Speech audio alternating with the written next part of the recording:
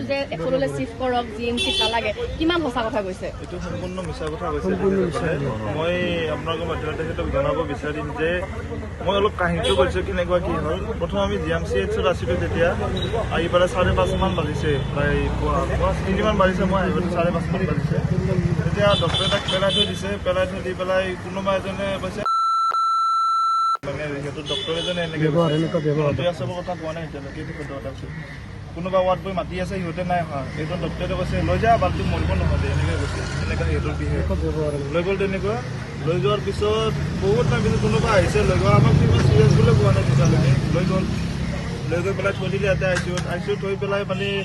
আমি অলপ টাইম আছিলোঁ ডাঙৰ পৰাখিনিত তাৰপিছত আমাক সোমাব নিদিয়ে ডক্টৰ নাহে আৰু একবাৰ আহে আহি পেলাই যেনেকৈ 4টা বজাত আহি পেলাই আৰু গ'ল কোনোবা এটা 5টা বজাত সেইজন ডক্টৰে এটা টেষ্ট লিখি দিব তাক দাঙি লৈ আহোঁ তাৰ এখন হাত ভাঙি আছিলে তেতিয়া ডক্টৰে গমেই পোৱা তাতে হাত ভাঙি তাক যেতিয়া আমি ইক' কৰিব যেতিয়া মানে ইক'নে এইটো কি বুলি কয় যেতিয়া কৰিব তেতিয়া গম পালে যে হাতখন ভাঙা হয় ইমান চিঞৰিছে সি ইমান তথাপিও মানে না ডক্টৰ আহে নে কিবা আহে তাত কিবা নিউৰলজিষ্টক লিখে নিউৰলজিষ্টটো নাহিলে আমি সিদিনাখন গুচি গ'লোঁ তেনেকৈ গৈ পেলাই পিছত আমি মাজতে আলোচনা কৰি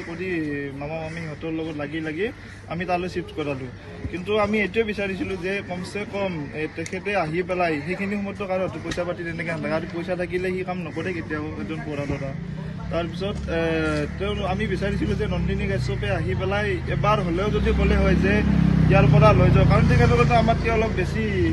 এটেণ্ডেঞ্চটো পালে হয় মানে ইণ্টেনশ্যনটো পালে হয় ইয়াতে আহি পেলাই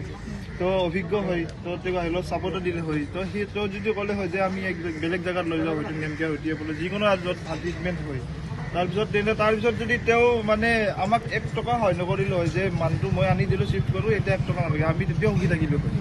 তেওঁ সম্পূৰ্ণ মিছা কথা কৈছে আৰু যদি সঁচা কথা কৈছে তেতিয়াহ'লে মই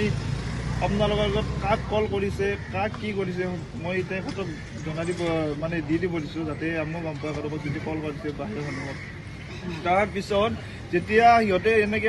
আছে কথা পাতি সিহঁতে আচলতে আমাৰ লগত এবাৰ কণ্টেক্ট কৰিছিলে কোনোবা এজনৰ লগত যিজন ঠিকাদাৰ কাম কৰি আছিলে তেওঁ কৈছিলে যে সম্পূৰ্ণ ৰেছপনচিবিলিটি ল'ম নেকি আমাক সংবাদ মাধ্যমত নিদিব আমাৰতো সেইবিলাক নাই সংবাদ মাধ্যমত দিনো আমি কি কৰিম তেওঁতো বহুত মানে ডাঙৰ মানুহ আমাৰতো সেইবিলাক এবাৰ আমাৰ ল'ৰাটো বাচিব লাগে আমি কৈছোঁ হ'ব এখন নিদিওঁ আপোনালোকে যিমান পাৰে সহায় কৰে কিন্তু তিনিটি ল'ৰা নাহিলে নেক্সট দিনাখন উল্টাখন মাৰিছে মানে ক'লে যে মোৰ পাৱাৰ আছে মোৰ পলিটিচিয়ান আছে মোৰ এইবিলাক একো নাই আপোনালোকে যি কৰে কৰক আমাক হোৱাটছআপত কল কৰিছে তাতে ৰেকৰ্ড কৰিব নোৱাৰোঁ আমি কিবা কৰিব নোৱাৰোঁ আমিতো সেইখিনি আমাৰ ৰেকৰ্ড মেণ্টেলিটিও নাই তেওঁ কৈছে যে মই আপোনালোকে যি কৰে কৰক মই একো ৰেছপনচিবিলিটি নলওঁ তাৰপিছত এনেকৈ কৈ পেলাই কোনোবা কৈছে মোৰ মন্ত্ৰী আছে পুলিচ আছে মই যি কৰিব লাগে কৰিছোঁ মই পুলিচক ফোন মাৰিছোঁ এনেকুৱা আৰু MVI আমি শুনামতে MVI ৰিপৰ্টৰ পৰা 15 মিনিটতে খতম আৰু মানে গাড়ী চাড়ী চব গুচি গ'ল আচলতে তেখেতসকলে ভবা নাছিলে মানে তেওঁ পুলিচে অলপ চাইড কৰাইছে যে আমি মানে একো অসুবিধা হোৱা নাই কিন্তু তাৰপিছত সেই গম পালোঁ এনেকুৱা কৈছে তাই আমাক ফোন মাৰিছিলে হোৱাটছআপ কৰি মাৰিছিলে তাই সেইটো তাই আমাৰ তাত খাত কৰিছিলে মই জনাইছোঁ আপোনালোকক